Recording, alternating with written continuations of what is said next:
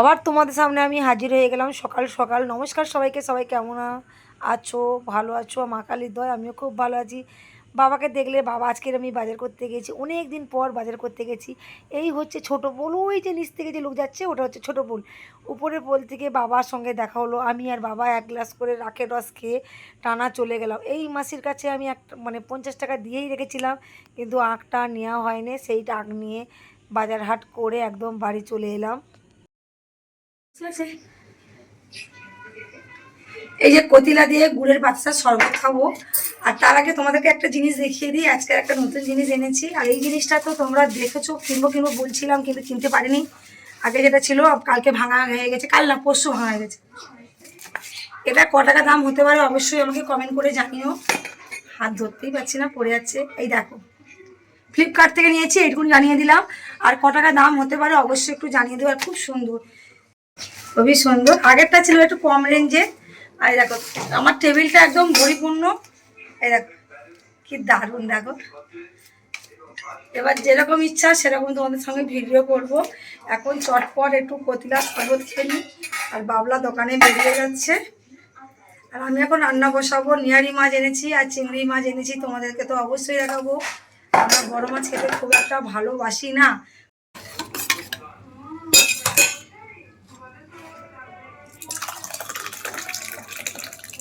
খাও। আচ্ছা আমি একটু খাই। আমি আগে শরবতটা খাওয়ার কারণ হচ্ছে আগে টেস্ট করে নিতে হবে মিষ্টিটা ঠিক আছে কি না। আমাদের বাড়িতে আবার কতিলা খেতে সবাই অরুচি, জোর করে চেপে চুপে কতিলা খাওয়াতে হয়। মৌরি জলটা সবাই খেতে চায়। আর এই দেখো ওদের জন্য আমি কত আগ নিয়ে এসেছি, একদম আগ খাবে বলে। ওরা তো একদম ঠান্ডা ফান্ডা খাওয়া পুরো ভুলে যায়। এত করে বলি একটু ঠান্ডা খা ঠান্ডা খা, খাওয়ার টাইম পায় না। চেপে চুপে যখনই খাওয়াই তখনই খায়।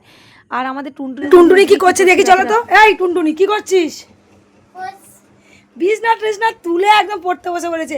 পড়তে যাসনি আজকে কেন? আর ইংলিশ স্যারও আসেনি? কালকে এসেছিল। তা আজকে ভালো করে পড়, স্যার যেগুলো দেখিয়ে গেছে ভালো। ও এখন পড়ুক, আমি ওর জন্য একটু খাবারটা বানিয়ে ফেলি যেহেতু পরীক্ষা দিতে যাবে। আর কিছু কড়া চিংড়ি নিয়েছিলাম, আর চিংড়িগুলো বেশ জ্যান্ত আর টাটকা ছিল। একদম কড়া চিংড়িগুলো ভেজেছি। আর কচু আর আলু সিদ্ধ দিয়েছি। আজকে ও আর আমি দুজনেই খাবো। তোমার দাদাভাই আজকে মুড়ি খেয়ে নিয়েছে, সে আর খাবে না। এত করে বললাম চলো সবাই মিলে আজকেরও একটু ভাত খেয়ে নিই, সে খাবেই না। আর বাবলা তো দোকানে চলে গেছে শরবতটা খেয়ে, ওই কারণে আর এক্সট্রাভাবে প্রেসারে ভাত বসাইনি। এক গায়ে দুপুরে ভাতের সঙ্গে বসিয়ে দিয়েছি। আর যেহেতু ইংলিশ পরীক্ষা আমি তো টেনশানে আছি। যতই বলুক ভালো হয়েছে ভালো হয়েছে, আমি তো জানি একটু আধটু ভুল হলেও নাম্বারটা ঠিকঠাক কেটে নেয়। যাই পারো এখন ওকে পড়ছে, আমি তো উঠতেই দিইনি, যেহেতু আন্টির বাড়িতেও একদম পড়তে যায়নি। আর যেহেতু ইংরেজি পরীক্ষা বলে ওই জন্যে আন্টি বারণ করেছে যে তুমি পড়তে আসবে না, একদম বিকালে আসবে। এই যে কচুটা কি সুন্দর সিদ্ধ হয়েছে দেখো। আর লঙ্কা দুটো ভেজে নিয়েছি, উফ জবরদস্ত খাওয়া। আমি এইসব খেতে না সারা জীবন ভালোবাসি, এতটা ভালোবাসি বলার মতো না। মন্ডা মিঠাইয়ের থেকে আহামরি খাবার আমি ভালোবাসি না। এইসব গরম গরম লঙ্কা পেঁয়াজ ভেজে ভাত খাবো, লুচি খাবো, মাংস খাবো, এইসব ঘরোয়া খাবারে বললে আমি খুব খুশি। কিন্তু লোকেদের মতন বিরিয়ানি এইসব পছন্দ করি না। ও তো একদম ঘরের ভিতরে খাবে, রেডি হয়ে গেছে, টিভি দেখতে দেখতে খাবে। আমি তো খেতেই দিলাম না, একদম বললাম চল, অনেক দিন বারান্দায় বসে খাইনি বলে। আমরা কিন্তু বারান্দায় বড় টেবিল আছে ভাত খাওয়ার, কিন্তু আমরা কেউ খাই না। সবাই নিচে বসে বাবু হয়ে খাওয়ার মজাটাই আলাদা। আর এই দেখো ওকে যখন খাইয়ে দিচ্ছি, আমার ছোটোবেলার কথা মনে পড়ছে। যখন আমিও স্কুলে যেতাম আমার মা এরকম মাখিয়ে দিত। মাদের হাতের খাবার মাখানো যেন অমৃত লাগতো সত্যিকারে। যেমনই মাখিয়ে দিত কত সুন্দর লাগতো। আমার মেয়ে শুধু বলবে, মা আমি যখন মাখাই যে একটা টেস্ট লাগে না, তুমি যখন মাখিয়ে দাও সেই টেস্টটা আলাদা লাগে। মাদের হাতের টেস্ট তো সবসময় আলাদাই হয়।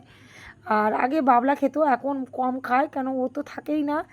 আর স্কুলে যাওয়ারও বালাই নেই, এখন বড় হয়ে গেছে ছেলে। সকালে যা চলে যায়, একদম দুপুরে আসে, আমি গেলে ও চলে আসে। আবার আমি যখন যাই ও চলে আসে, ও গেলে আমি চলে আসি। এই রকমই হয়। আর এখন রাত্রে ছাড়া একসঙ্গে খাওয়া হয় না। আর এ একটু দেরি করে বলে একে আমি খাইয়ে দিই, খাওয়াচ্ছি। আর বলছি যে ভালোভাবে পরীক্ষা দিবি, তাড়াহুড়ো করবি না। ও পরীক্ষা দিয়েছে কী বলবে জানো, সব পরীক্ষা ভালো হয়েছে, তারপরে রেজাল্টের সময় সব কিছু বোঝা যায়।